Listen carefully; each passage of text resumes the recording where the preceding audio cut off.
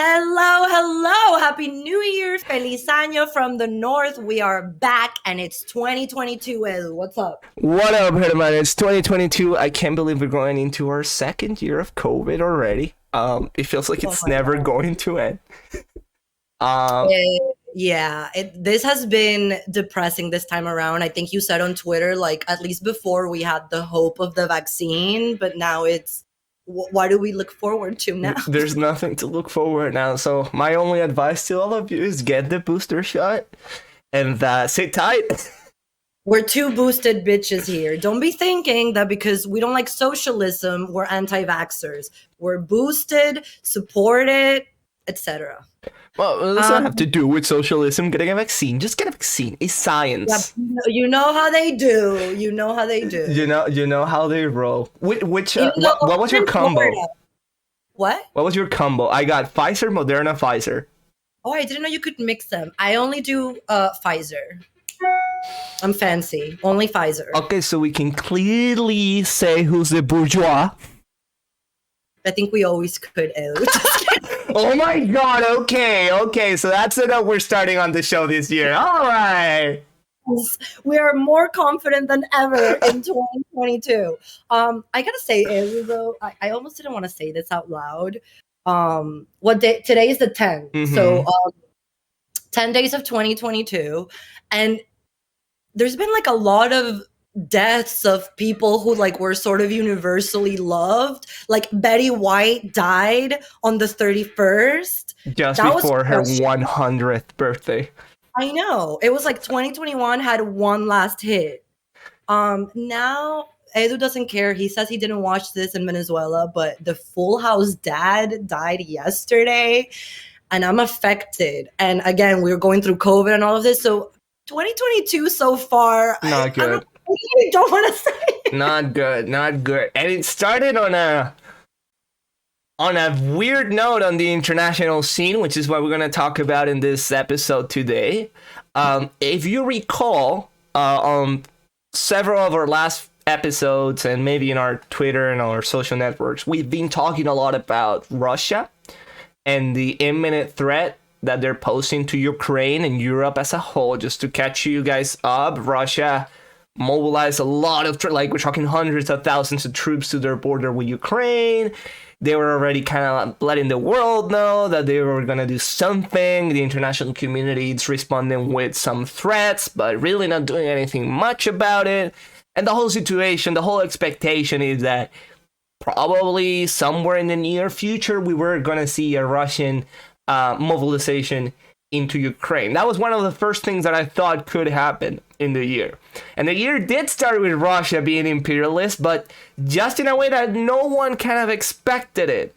On the other side of their border, closer to Central Asia, former Soviet country of Kazakhstan, who's a country that has deep ties to Russia in the modern age still. They started having big, massive protests that started because of rising prices on gas, but they kind of evolved into an overall anti-government, pro-democratic movement in Kazakhstan, which was answered by the Kazakh government with obviously a lot of repression, a lot of violence. We're talking dozens of people that have been killed in Kazakhstan. And it seems that things got out of control pretty quickly to the point that the government actually had to evacuate the Kazakhstan, right. Trying to govern from the outside. And Big Brother Russia stepped in and has sent troops, military forces to Kazakhstan to kind of help repress the protests that are going on right now in Kazakhstan. Not only that, but they also got the help from Belarus and Armenia to also send troops to kind of make it look as an international effort. But not really. This is just another case of the imperialism that no one wants to talk about, but that it's always there, which is Russian imperialism. You have protests against the government. It's a government that's close to Moscow. Therefore, we gotta send troops because we don't want a change in the regime. We don't want to see more democratic governments coming around the borders of Russia. And that's where we're at right now. With a surprise, we all thought that this was going to go to the other side of the border, that they were going to go to Ukraine. But they started their imperialism with Kazakhstan this year. It's shocking, Ew, because, I mean, is it shocking? I guess not, that no one is talking about this. A country like Kazakhstan, most people don't even know about, I would say. But imagine if the US put literal boots on the ground on Canada for a protest, or Mexico, or anywhere, or even put out the idea out there. I mean, we would have the anti-imperialist of always controlling the media landscape and the narrative, and everyone would be denouncing the US for violating a country's independence. We have seen none of this from Russia literally putting boots on the ground in Kazakhstan to help an authoritarian regime. Now, of course, and we've been tracking this story, Putin did the same thing in Belarus. We know these regimes, the dictators are friends. Yes. They are working together. They are building up efforts, because it's crazy to see how Belarus now comes in to support now this operation in Kazakhstan. They are there for each other. You help me, I'll help you in the next one. But the democracies aren't doing that. We are busy over here, making fun of Ted Cruz, or figuring out who's a white Latino and who's a brown Latino.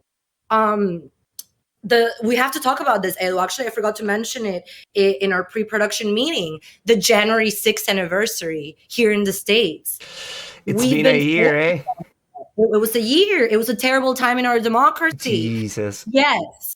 But the comparisons to 9/11 and a civil war and all of that take away the seriousness of what it was. It was really, people say that a lot. But it is true. Like, you want to talk seriously, just look at the picture of the Confederate flag inside the Capitol. Like, that did not happen during the Civil War. Like, the South couldn't get to Washington. No one has, not a single country in the history of the United States of America has managed to actually get into government buildings at Washington, D.C., with the exception of Canada, of course, because we can, and we did it in 1812. But you cannot compare thousands of dead people from a terrorist attack. I mean, this was also a terrorist attack, yes. But it's, again, thousands of dead people versus a handful. I think that the one person who was killed was a Trump supporter, a rioter. Yes, it's on video. So I don't agree with the comparison. I think it makes it sound less serious. It takes away from what it was, which is an awful terrorist attack that is completely different from 9/11 or from the Civil War. This is a whole other thing. It's all internal. And it's still unbelievable that it happened, but now it just kind of became normalized into our pop culture. January 6th is a thing that people are going to... Good. It should. That's what I think. And I agreed with impeaching Trump, by the way, because of the precedent. You cannot, people say Trump told them to go home. Trump never told them to be violent. Well, when you're telling a people they stole an election, if true, that is real. We've talked about this before. If that had been true, I would have been at the Capitol protest. He sent them to the Capitol. It's all on tape. He's there a couple blocks away from the Capitol where he was having his rally. That memory is important, Elu, to understand what happened, to say it was wrong, to punish the commander-in-chief for acting that way. But the reason I brought up January 6th is because I believe we should be more concerned about situations like Russia's increased imperialism, but we don't have the bandwidth because we are torn apart here. How are we going to look to anywhere else where our society's fallen apart with hyperpolarization? And that's not only our societies from within, but because we are so divided from within, we just forget about foreign policy. Geopolitical and foreign policy decisions are really not as important to voters or even the politicians, it seems, as it should be. And this, like, I like history a lot because I feel that with history, you can kind of understand where we at right now and what could happen if certain things go one way or the other. And this is not that much different from, well, it is different, but to put it contextually, from what was going on in the early 20th century when countries like Japan and Germany after World War One started to expand, started to be an authoritarian, started to expand to aligning. It's so similar. They started aligning slowly. They started aligning slowly, and they just keep expanding because the international community, the opponents of these regimes, they care too much about their image. They care too much about their war efforts. Like, they don't want to go to war unless it's to protect themselves, and so on and so forth. And then it eventually leads to an avoidable situation where you have to go to war, which is exactly what happened with Germany. It's exactly what happened with Germany. Literally the same thing, because we didn't join World War II until we absolutely had to. It's, oh my God, so it's always been like this. It's always been like this. And it's like Germany decided to invade Czechoslovakia, and the international community is like, wait, don't do it. Sign this treaty that says that you won't do it, and we are not going to war. And Hitler was like, yeah, I'll sign the treaty. And the Brits were happy. They saved Europe. They stopped the war. And then Hitler invades next month because there are no repercussions. If this government see the world as a free playing ground because they've been allowed to do whatever they want without any repercussions, they're just going to keep doing it. And it's going to grow exponentially. The moment they take Ukraine, the moment you take Kazakhstan, they're going to say, you know what, might as well roll over to Poland. Like, if they're not going to do anything about it.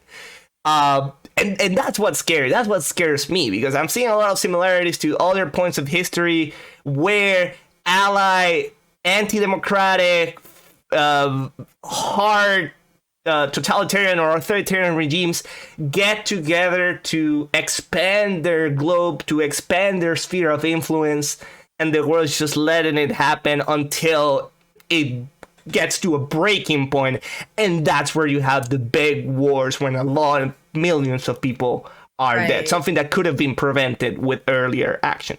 Well, they thought now the United Nations would prevent that, but you think the United Nations has said anything about Kazakhstan? No, our long-running joke, they're busy looking at Israel. Well, surprise, surprise. The United Nations is trying to sanction Israel. Like, and here's the thing. And I will say this again, I will say this as many times as I have to. I don't even care for the Israeli government. I think they've done some horrible things. I think they do some good things. I don't really care about them. But the fact that that's all that we can talk in the international arena, that's all we can talk about in the United Nations, Israel, and you let Bashar al-Assad continue to do whatever he wants with Syria. You let Putin continue to do. Design, Edu, because we cannot deny that these authoritarians use the Israeli-Palestine conflict as sort of like a mask, like to cover all other things. That's it. That's exactly what it is. And now this international unbiased or supposed to be unbiased institutions that were there to prevent this kind of things from happening, from solving issues diplomatically, using the international community and getting together to pressure one specific country, one specific regime for changing their ways. That's not what it is anymore. It seems that these institutions are just served to validate whatever the big powers have to say, whatever Russia and China and all their political allies have to say. Okay. I don't remember which one of our guests was, but they were telling us, of course, these organizations only work if the nation states that make it up are democracies. What are you going to do with an organization that's all, dictatorships? Like, that's not going to function because it's based on each state's ideology, basically. And even like, even if I compare it to maybe how the UN situation was maybe 30, 40 years ago, where the anti-Soviet powers, let's call it that way, they at least did some, like, which is very questionable, but at least they did some lobby with some countries that were not necessarily democratic, but at least helped to put pressure onto the Soviets, onto the Chinese, etc., on the global stage. Like it was the case for Iran, and we all know how that went. But now they don't even care to having their own democratic allies getting together to do something. It seems that Europe, it's in one place, the United States is in another place, Australia and France are in a different place. That's what we just talked about, Edu. The first world Western democracies, it's not just in the US. This is happening in Europe too. The culture wars are sucking all the oxygen out of the air. Like we're obsessed with each other. It's ridiculous.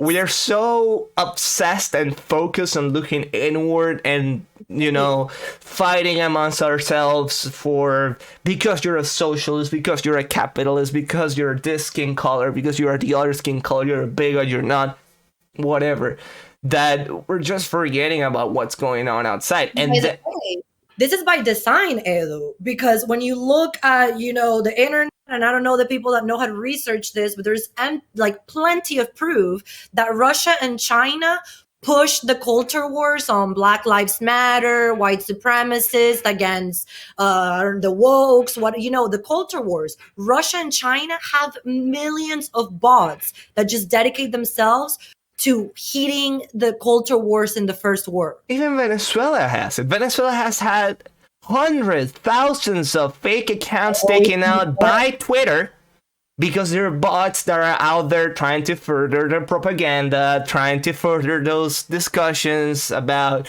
the race wars, the whatever they think is going on in the States. And there's no reaction. There's nothing from this side of the aisle saying, well, we gotta completely. We're just falling from it, and we just continue to disintegrate ourselves in our societies. We continue to fight amongst ourselves, and we leave the entire rest of the world to just be the playground of Russia and China. And by the time we figure out our differences, if we ever do, when we look outside of our window and we see the state of the world, it's gonna be too late. But it seems like we're reaching an important point, no, Edu? Putin is now actively expanding. Yep. Has been for it seems like we're reaching that point of to the other guys, the battle is on. It's been on for a while, but we haven't reacted yet. And that's something I think I've said it before, but I don't get tired enough of saying it because it's so true. Them, Russia, China, and Iran and Venezuela and these regimes, they, for all their flaws, they have absolutely perfected and figured out the power game. They understand the power game of the modern age. They understand it perfectly. They know exactly what to do to keep getting away with their stuff. While us, and by us I mean again the liberal democratic world, we haven't figured that out yet. We still think that diplomacy, there's no alternative to that. And we don't go further from that, and we just concentrate ourselves in our own countries. But not only that, Edu, for most first worlders, who's the enemy? The opposite political party. The opposite political party and whoever's ruling the country. We're so divided. We're so it's to the way that democracy is supposed to be is that people run for elections, we vote for them, whoever gets the most votes wins, but that's still the president of everyone. It seems that that's not even the case anymore. People want to dissociate themselves if the one on power is not the party that they like.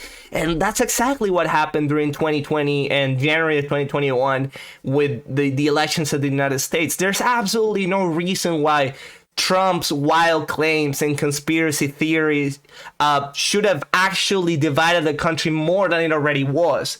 But it did, to the point where you have people that are still to this day saying that those elections were stolen, that Donald Trump is the actual US president, which again is not that much different from what happened in 2016 when Hillary lost and people were saying, not my president, Hillary is a president, Hillary is a president. These people have been saying woke progressive have been saying for decades that elections were rigged, not decades, since 2016, that the primaries were rigged for Hillary Clinton, and that's why Bernie didn't win. I love that you bring that up. You're seeing it. There you go. There you go. And then you go like the more hardcore woke progressives. It's like, well, Bernie Sanders is not the president, so like the entire government of the United States is not a real government, and I'm not gonna cooperate with it. I love Biden's speech on the anniversary on January 6th. God knows I always get nervous when he opens his mouth, but I like this speech because the message was, and his party is guilty of not doing this, which is you have to love your country when it's ugly too. Yeah. Like, it's not like all those people that were saying, if Trump wins, I'm moving to Canada. Yep. Well, go then. No, like, no. Don't come here. Don't come here. Go to Australia. Stupid celebrities that were saying that. Of course, none of them moved to Canada, but being a citizen is about being there when things are ugly and hard too, and trying to figure it out as a society. It's not just saying, you're not like me. Like, you shouldn't be an American. You're not part of me. Like, it's the dehumanization of the enemy. It's without realizing that they're not your enemies. Like, if I'm Canadian, every Canadian, it's my ally, because at the end of the day, Russia represents a threat to all of us. And that's the point at the end. We need to start realigning, not progressive against conservative. No, because in the big picture, as we say on this show always, democracy, Western values, that's a trigger phrase, but what I mean by that is democratic values. Western democratic values, yeah. Right. Yeah. Against authoritarianism and those who believe that, the people shouldn't rule themselves. Because, and this is, I think this is going to be a segue into our next topic, before you realize it, your country could fall under authoritarianism, and then you're going to have to play around with fake elections, which are just the funniest and silliest and stupidest thing that this countries love doing. Talking about how they're all friends, like, we just talked about the bloc in the Eastern Front. Mm-hmm. Well, they have a bloc in South America too, in Latin America. And now we're going to talk about how in the manual. So there's the state in Venezuela called Barinas. The state is not really important in terms of what came down to the elections, but there is an important point, is that Barinas is the house of Chavismo as a political movement, as an ideology, because Chavez was from Barinas. So they've held that state since 1999, I think. Since Chavez pretty much took power. What happened, and we discussed this in one of our previous episodes, Venezuela had fake elections for regional elections, so they were voting for mayors and governors. Surprise, surprise, for whatever reason, it turned out that the opposition actually had won those fake elections in Barinas, which nobody was expecting. The opposition was certainly not expecting that. The government less. And then the result of that, the result of that was going to be that the government decided, you know what, that candidate, he can't actually hold office because I kind of feel like it. So you're going to have to have another election. Sorry. And that's what happened. They invalidated the results in November, where the opposition won, had new elections just a couple days ago, and the opposition won again. They brought one of Chavismo's biggest players. It was ridiculous. They plugged this guy from Caracas who has been vice president, foreign minister. I mean, he's been everything, I think. So Jorge Arreaza, which is one of the biggest players in Chavismo, was like, yeah, we're gonna send this guy to Barinas, and this is the guy that's going to win.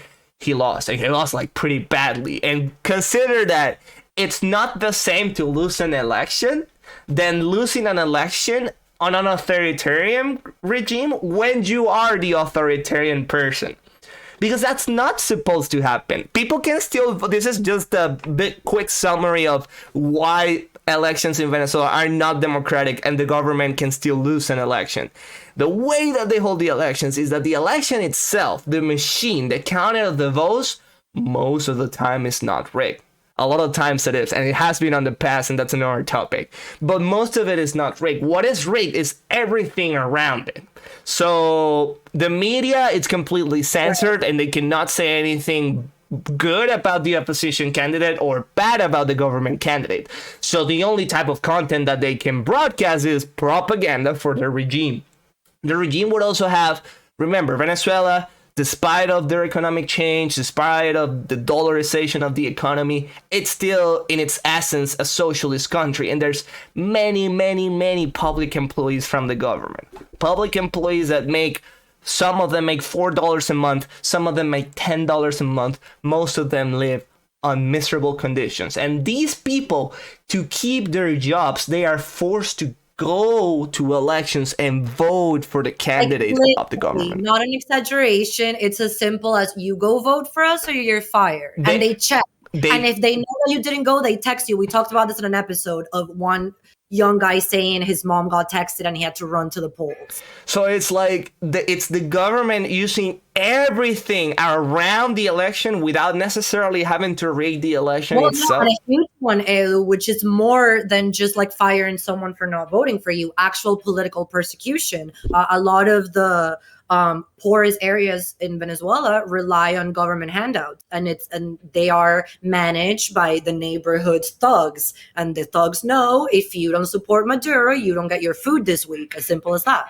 And even like that's where it starts, because the thugs are the ones running the day-to-day kind of situations of the state. But even the government would just stop supplying you with the little money that they were giving the state already, because this money is not going to our people. So why are we going to fund an opposition state?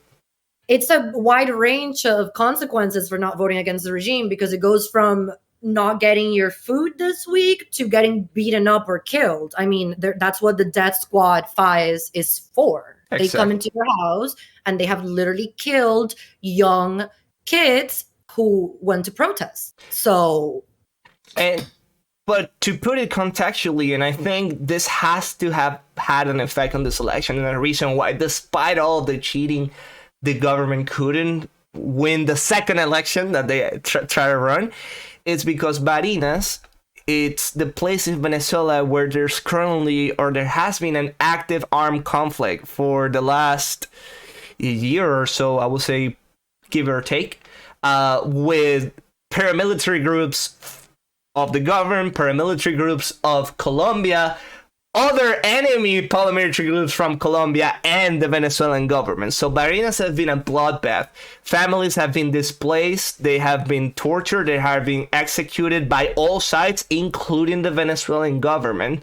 Yeah. So they have... the regime funded Colombian guerrillas as well, so it's all chavista money. It's the thing about chavista is that Venezuela, you can't really think about it as a country, as a state anymore. It's their finca, it's their little farm where the very powerful people at the government and the military, they just run it whatever they want. And that includes creating conflicts and different sides fighting a war inside of Venezuela that all sides have been funded by the same people, which is the regime. So these elections happened. And again, the opposition won again. But here's when it starts getting complicated. In the past, when the Venezuelan opposition managed to win a state, the Venezuelan government will accept the results. However, they will create a supranational entity to kind of run that political administration, give them all the power and take all the power away from the democratically elected governor. This has happened. This happened in Caracas with La Alcaldía, the metropolitan mayor. That figure, which was there for many years, was pretty much deleted by the government just to put someone in their place. They've done it in Táchira, they've done it in the Zulia state. And other modern dictators do this as well. Again, this is why it's so important to relate it to the modern authoritarian handbook. You know, they go through these fake elections. Sometimes they even let the opposition win. And then the press, as it's doing today, says internationally, the opposition wins in X country that is supposedly a dictatorship, so people are confused. And then when they take away the power, the international press doesn't report on that. And this is a line Jorge Arreaza, the chavista who lost, already tweeted. It's a line that I want to frame because this is a chapter of the authoritarian's playbook. Okay, we lost. We respect that we lost, but we will keep protecting the state. And that line is everything. That line just tells me everything. That line just tells me what the government is going to do. They're going to take the power away from the democratically elected governor, and they're going to keep moving forward because that's how they've been operating for over 20 years at this point. So it's not a surprise for everyone. However, the international community does not get the nuance of the whole situation, and they just get with the headline, oh, the government lost an election and they accepted the results, and that's where it stops. Yesterday at my job, where I'm with wires, we get the news bits from all over the world, and the wires were just telling that story like it was any other country. Opposition wins Barinas state in Venezuela. That's it. And then what I'm really worried about, we know they're going to take the power away. I don't know if I'm wrong or right. I don't have any hope that local opposition control in Venezuela is going to do anything. But as someone who's outside Venezuela and who works to try to get people to understand what's going on there, this is a win for chavismo. It already is. We've seen the former vice president of Spain, a very close ally to the Venezuelan regime. Not like actual financed by chavismo. Yeah, we're talking about Pablo Iglesias, who's the leader of Podemos, which is Unidas Podemos, which is, I'm going to call them out their far left political party. And if you don't like me calling them far left, you can go fuck yourself. Some people don't think they're far left. I know. Oh yeah, they're not far left. That's where they're friends with Maduro. That's what the center left does. Yeah. They're socialists, but real socialists. That's why they fucked up in Spain, because then the actual socialist party is just center left, and then Podemos was the actual socialist, not being called what they are. But that's exactly what it is. So this guy already came out and saying, like quoting the tweet from the losing candidate in the Barinas election, is like, oh look, if this is really a dictatorship, then why is the government recognizing the results of the election? And it's like, because it doesn't work like that, you moron, and you know that. But that is the view that we're giving to the world, that hopefully most people are gonna take with a grain of salt at the very least. But most citizens of the world will not, because they don't have the How would they? How would they? And that's completely understandable. But media failing to really take up and dig up the nuance of the whole situation, it's further in the notion. And then these people in positions of power, political leaders. Is it the media, when the Venezuelan establishment opposition is the one saying they're celebrating like it's a normal country? I feel like I'm going crazy, because on Twitter, all these people that I respect, Venezuelan intellectuals, are so happy. To them, this is a sign that there is a way forward, that we can win. I mean, what they keep saying is, you see, if we go out to vote en masse, we can defeat chavismo. As if to say we haven't done that before. It's actually disrespectful. Like, do they have amnesia? It's like there's no memory. Like, there's people already talking about having a referendum. For those of you who don't know, that's an election where people vote yes or no whether you want to continue the government to keep going. We have already done so many times. I know, and we've already had, most recently in 2016, that was the way the opposition was going. Oh, let's have a referendum and get rid of Maduro. Guess what they did? Because they control the electoral power, which is power under the thumb of the regime in Venezuela, and has been since its inception, pretty much. They say, no, I guess we're not going to have these elections now. And people were like, wait, we have 1 million signatures here. It's in the Constitution. You literally have no option other to run the referendum.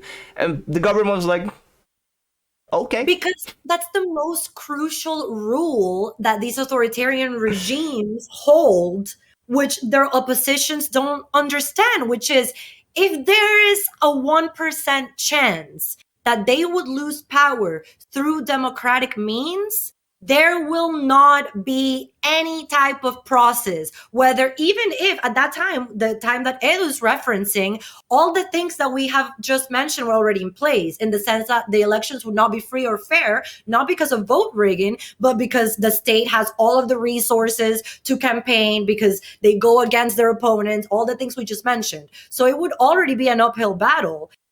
Even under those conditions, at that time, the regime didn't feel sure that they would survive it. They simply canceled it. And that's what they do.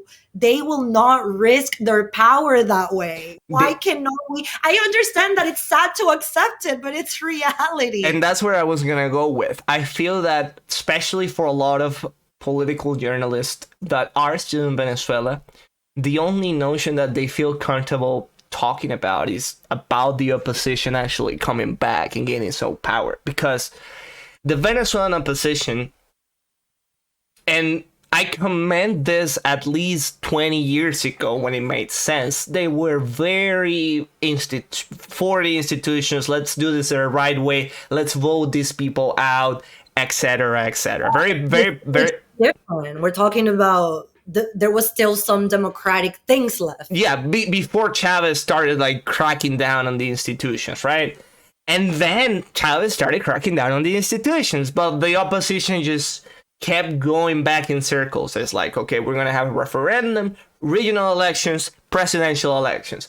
Regional and presidential elections are always rigged and the government is always going to win, and referendum just keeps getting canceled or postponed. Even when they lose elections, and just taking back, now we're talking to Chavez. Chavez wanted to have a new constitution put in place in the year 2006, if I'm not mistaken. Only 7 years after he already enacted his own constitution. Right, but that's the one referendum the opposition won, right? The opposition won the election. People voted no, we don't want a new constitution. You literally gave us a constitution less than a decade ago. That's not something that you're supposed to be doing every 5 years, and we don't know what kind of powers you're going to get yourself with this new constitution. So guess what happened? People voted no, and then the regime was like, I guess we're going to run a new set of elections. This time, I'm going to change what we're asking for slightly, and this is not going to be a new constitution, but it's going to be an amendment of the current constitution to do what I want to do. His main goal was re-election, right? His main goal in Venezuela, in our constitution, it was stated that a political office, especially the president political office, can only be held for 2 consecutive terms. And that's it. You cannot run again. You have to wait or not run again, as it should be. That's a great precedent that was set by George Washington, and most democratic countries that have a presidential system follow that. You can only run for 2 terms. More than that, it starts not being as democratic. Regardless, this initial vote failed, and then they held another vote, and that they made it sure that that vote was going to be positive for them, and then they got rid of that. And then in Venezuela, as of 2007, you can run for office as many times as you like. By the way, we just saw Bukele do this in El Salvador, and we told you guys this is one of the first steps these guys do. Like, they must make sure they can be reelected. Let's talk about Bolivia, the whole political situation in Bolivia. The protests that led to the mass unrest that led to a coup d'etat that led to a new government, and a new government that led to not Evo Morales, but the Socialist Party coming back. It all started because the people of Bolivia told Evo Morales, no, we don't want indefinite re-election, because that's not right, that's unconstitutional. And we've seen what happened in Venezuela, we've seen what happened in our countries, we don't want to do it. And what the government did, when the government holds all the institutions of the political power, it got to the Supreme Court of Bolivia and said, you know what? Not letting me run for a new term is a violation of my human rights. So that's unconstitutional, and you have to change the constitution. And guess what? The Supreme Court did it, because they're not independent. They don't care about the constitution. They don't care about the law. They care about pleasing whatever their boss has to say, which is Evo Morales at that point. Because before this step, they do their other step, which is pack the court. Pack the court. That's how they roll. That's how they operate. So bottom line is that we continue to go down this path of, especially in the political,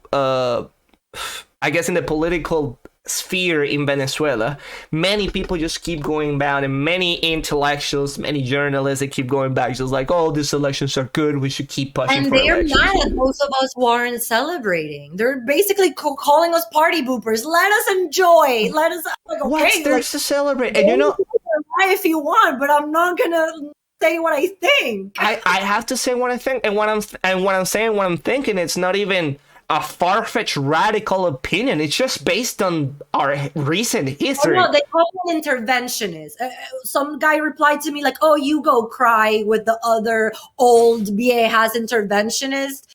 Like, it's one thing or the other. It's one thing or the other, man. And like, I'm just sick of tired of this. But I guess the message that we want to give you guys that are watching, and maybe you want to be a little bit more informed about what's going on in Venezuela, or you want to have our take because you like or you dislike our take. Our take is that that's all bullshit, and it doesn't matter. In the big scheme of things, it doesn't really matter. This election is inconsequential.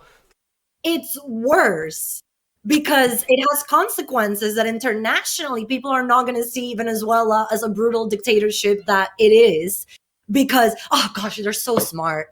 Like, if I was that, give them Barinas. Yeah, give them Of Barinas. course they are. And, you know, if we want to get a little bit more into the political, like, the real spice there is that, and I'm just, I learned this from one of our former guests, and we just keep bringing her up because she's amazing, Ana Milagros Parra. And she said something very important, is that people would think that Chavismo won't want to let go of Barinas being their home state, being the state of the revolution, the state of Chavez. But even within Chavismo, there is a notion of the new Maduro era versus the old Chavez aristocracy. And it makes sense if they want to get over the memory of Chavez, which, by the way, if you really look at the government messages and the way that they've been portraying to the public in the last few months, the last few years, they're not talking about Chavez anymore. They want people to kind of move on from Chavez and embrace Madurismo. And this works perfectly for them. Let the opposition have Barinas. Let's get fucked with the Chavez that are trying to run an election. Oh, by the way, the candidates of Barinas usually tend to be family of Hugo Chavez, brothers, cousins. Yeah, Yasa was married to one of Chavez's daughters, I believe. Yes, he was. So that's why they chose him. It was like the family tradition. However, the establishment opposition is being incredibly dishonest by making it seem like Barinas was the bastion of Chavismo. So literally, the first lady, Juan Guaido's wife, tweeted today. I had to laugh. I retweeted and I was like, laugh my ass off. Okay, girl. Everything started in Barinas and it will end in Barinas. Yeah. So they're using this as a way to gather support that they no longer have. They want to say, look, we have momentum. We won the super important state of Barinas, which is not. In the power politics of Venezuela, Barinas does not matter. Even if Chavez was born there, it's not like Caracas, or even there are other places that have been more historically Chavista, like the Vargas state, which is super close to Caracas. If you tell me Vargas, like, okay, that's more emblematic of what Chavismo was. But Barinas is not a big player. But the opposition wants us to believe that now we really will defeat them. And why do they want us to believe that? Because all they have. Anymore, and they need that support. That's all they have, the little support that they can get from getting people's hopes up, which is fucked up. Essentially, the opposition has embraced the notion, or the mainstream opposition has embraced the notion that they have to work within the system in order to keep existing. Right. And the problem with that is that you're effectively working as part of the regime. Because what they're doing, the only person that gets benefit from this, it's the Venezuelan government. Again, they don't give a fuck about losing Barinas. Barinas is a state with less than 1 million people in the central western region of Venezuela. They don't care about it. They can lose it. They can afford to lose it. But they're gonna get a lot of good advertisement out of this. And not only that, they're gonna get the opposition to be more encouraged to abandon the insurrectionist kind of movement that we had, and embrace fake democracy. And for the international community to no longer say Maduro's a dictator. Sanctions, again, like Ana Milagros said, removing sanctions is number one for them. This helps them a lot. To all those people saying, look, the rejection of Chavismo was so big that they couldn't steal the elections. No, baby. If they didn't want to lose that election, they wouldn't have. If it was like life or death to them, they would never have lost that election, no matter what to do. And like if it was a military guard, whatever they had to do. And in this case, it just worked for them. And I like, again, like, I don't want to sound too grim and like being, you know, the guy telling you everything's bad, everything sucks, but it is kind of true in Venezuela. Like the Venezuelan government is very stable right now. They're not gonna go anywhere away soon. Right. And they are supported by the friends of authoritarianism. China, Putin, and I forgot to mention this, Edu, but I want to show the picture of Piedad Córdoba traveled to Barinas to support Jorge Arreaza, the Chavista candidate. Now, Edu, I don't know if you know this as someone who lives in Canada. Piedad Córdoba is seen internationally as some sort of, you know, progressive, indigenistic, socialist icon. Yeah, of course. This woman is, I mean, Christina Kirchner and her are on their own team of disgusting corruption in the name of progressive politics. And she was in Barinas trying to push the Chavista candidate. That goes to show you what we were talking about. So they are friends. The authoritarians will support each other no matter what. And one of the elections that we have to watch out for this year is in Colombia, the presidential election, because Piedad Córdoba and her team are looking like the leftist candidate is the one that I think has the most support. Gustavo Petro seems the candidate that has the most support. I'm gonna confess, you know, guys, we were very honest with you here. We're not really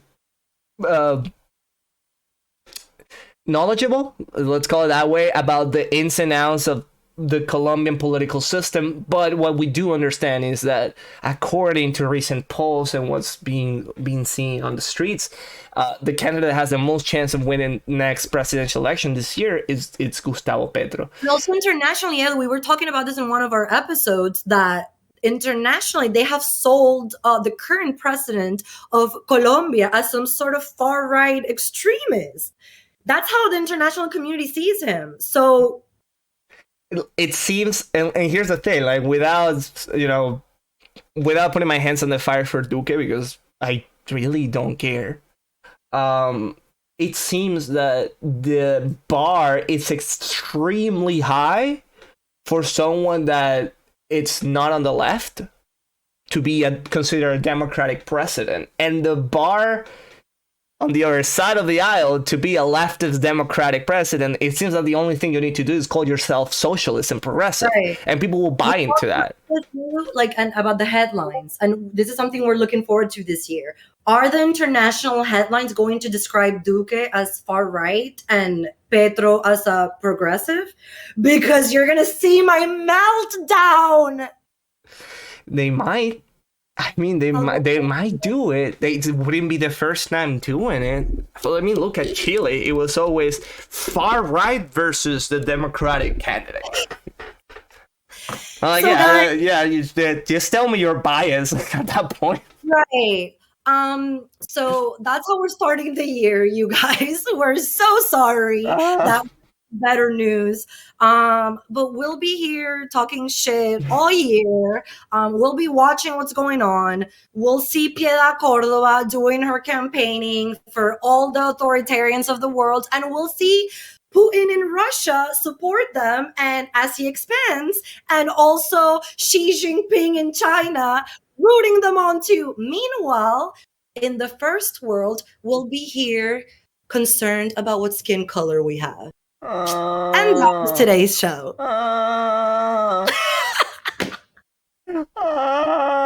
Thank you so much for watching, guys. Hopefully this year will be a better year for everyone. If we can.